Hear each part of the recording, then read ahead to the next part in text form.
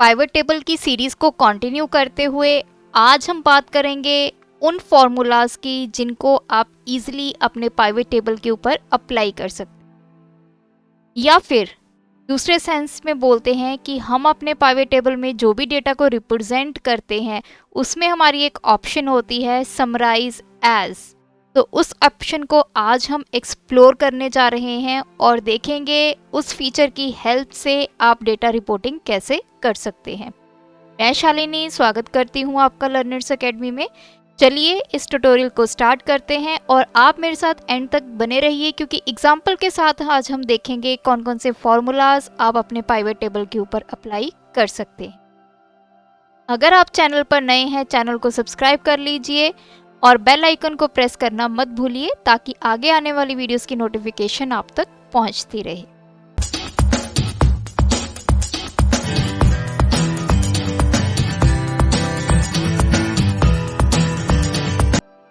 Pivot table, इस series में हमने पाइवट टेबल बनाना सीखा और हमने और इसको एक्सप्लोर करते हुए क्लासिक लेआउट पे हम पहुंच चुके। आज हम फॉर्मूलाज की बात करेंगे।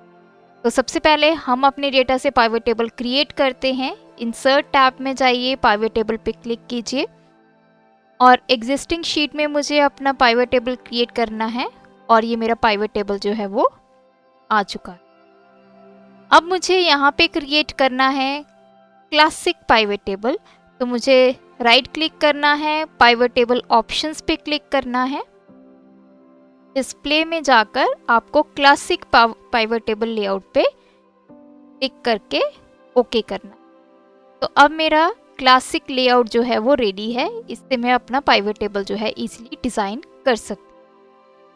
आज हम बात करेंगे उन फॉर्मूलाज की। सबसे पहले अब जैसे आप देख सकते हैं मेरे डेटा में एम्प्लॉय नेम है और उनके द्वारा की गई ये सारी सेल है और लास्ट में मैंने मैक्सिमम सेल कैलकुलेट की है और सम कैलकुलेट किया है इन तीनों सेल्स का। तो अब हमने मैक्सिमम, मिनिमम, सम, ये सारे आपके फॉर्मूलाज जो हैं ये आप पाइवट टेबल पे इजीली अप्लाई कर सकते हैं। तो देखते हैं कैसे। एम्प्लॉय नेम मुझे रोज में रखना है तो मैं इसको यहाँ पे ड्रैग करूँगी। सीधा आप कस्टम पाइवट टेबल लेआउट में भी इसको ड्रैग एंड ड्रॉप कर सकते हैं तो आपकी फील्ड्स उधर ऐड हो जाएंगे। अब हमने जो हमारी सेल हुई है उसमें मैक्सिमम वैल्यू, मिनिमम वैल्यू, सम, टोटल सम, ये सब कुछ कैलकुलेट करना है। तो मैं क्या करूँगी, सबसे पहले यहाँ पे जो मेरी सम वैल्यू है वो मैंने वैल्यूज़ में डाल दिया तो मुझे इसका टोटल मिल गया है। अब देखिए आस्था शर्मा ने नॉर्थ जोन में जितनी सेल की है वो ऐड हुई किसके साथ, ईस्ट जोन की सेल के साथ, सिमिलरली वेस्ट के साथ और साउथ के साथ। तो इस तरह हमारे पास ये टोटल सेल जो है वो आ चुकी। अब मुझे आस्था की मिनिमम सेल कैलकुलेट करनी है कि किस जोन में उसने मिनिमम सेल की। तो उसके लिए अब मैं क्या करूँगी, ये सम के ऊपर ही मैं अप्लाई करूँगी। तो दोबारा से हम इसको यहाँ से ड्रैग करेंगे और यहाँ जाकर ड्रॉप कर देंगे। तो अब आप देखिए सम ऑफ सम आपका 2 बार आ चुका। अब आप सोच रहे होंगे कि मैंने ये दोनों ही कॉलम सेम क्यों रखे हैं, क्योंकि यहाँ से हम अब चेंजेस करेंगे वैल्यूज़ में। यहाँ पे आप क्लिक करेंगे, वैल्यू फील्ड सेटिंग में जाएंगे और यहाँ पे आप देख सकते हैं समराइज वैल्यू बाय, कि अब आपने जो भी कैलकुलेशन करनी है वो किस अकॉर्डिंग करनी है। सम के अकॉर्डिंग करनी है, एवरेज कैलकुलेट करनी है, मैक्सिमम वैल्यू फाइंड करनी है, मिनिमम वैल्यू फाइंड करनी है। तो ये सारे फॉर्मूलाज हैं, टोटल 11 फॉर्मूलाज जो आप अपने पाइवट टेबल के ऊपर अप्लाई कर सकते।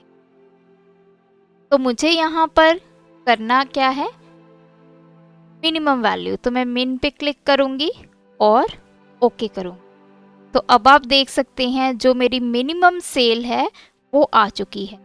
आस्था शर्मा की जो मिनिमम सेल है दैट इज 393 और ये नॉर्थ जोन में है। सिमिलरली मनरीत, प्रिया, विनायक, इन सब की जो मिनिमम सेल की वैल्यू है वो हमारे पास यहाँ पे आ चुकी। इसी तरह आप मैक्सिमम सेल भी निकाल सकते हैं। तो दोबारा से मैं सम फील्ड को यहाँ पर ड्रैग एंड ड्रॉप करूँगी। यहाँ पे आप क्लिक करेंगे, वैल्यू फील्ड सेटिंग में जाएंगे, समराइज वैल्यू बाय। तो यहाँ पे जो आपको चाहिए, अब मुझे मैक्सिमम वैल्यू चाहिए तो मैं मैक्स पे क्लिक करूँगी, ओके करूँगी। तो ये आपके पास मैक्सिमम सेल आ चुकी है। तो अब आप यहाँ पे देख सकते हैं जो मेरे कॉलम के नेम है वो थोड़े अजीब लिखा हुआ है, max of sum two, min of sum two, sum of sum. तो अगर आपने इसको चेंज करना है तो आप यहाँ से फॉर्मूला बार से भी इसको चेंज कर सकते हैं। तो मैंने यहाँ पे लिखा मिनिमम सेल। तो देखिए आपका कॉलम का जो नेम है वो चेंज हो गया है। या फिर आपके पास ऑप्शन है, जब हम यहाँ पे जाएंगे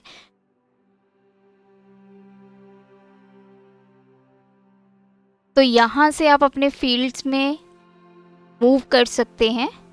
तो मुझे अब मिन और मैक्स, सॉरी ये मैक्स सेल थी,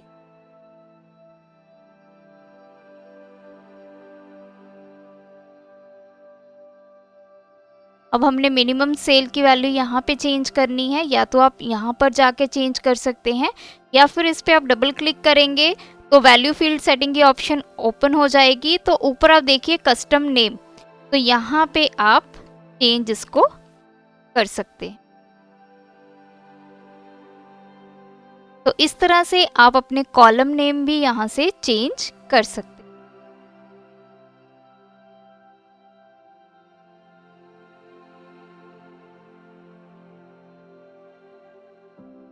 तो देखिए, तो जो भी वैल्यू, जिस तरह का भी आपको पाइवेट टेबल में डेटा को रिप्रेजेंट करना है, आपको वैल्यूज को समराइज करना है, वो आप इजीली इस सेटिंग से कर सकते हैं।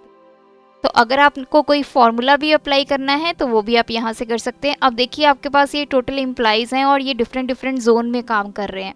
तो अब मुझे यहाँ पे जोन ऐड करना है, तो मैं यहाँ से जोन सिलेक्ट करूँगी या तो मैं सीधा यहाँ पर ऐड ऑन कर दूँगी। तो देखिए कि मेरी सारे जोन वाइज डिटेल आ चुकी। तो अब मुझे टोटल ये देखना है कि कितने जोन में कितने एम्प्लॉइज काम कर रहे हैं। जैसे आस्था शर्मा है, ये टोटल 4 जोन में काम कर रहे हैं, तो मुझे टोटल इसका नंबर ऑफ जोन्स काउंट करने हैं।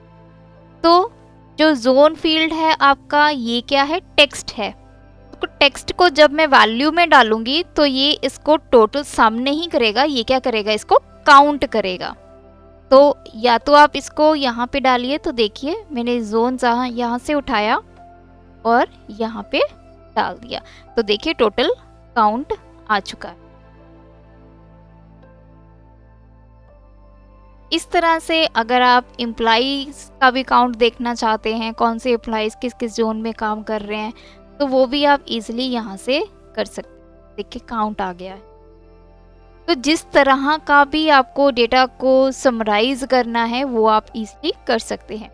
डेटा रिपोर्टिंग के लिए अब आपने चेक करना है एम्प्लॉइज़ के अकॉर्डिंग, आपने अपनी जो रिपोर्ट है वो चेक करनी है।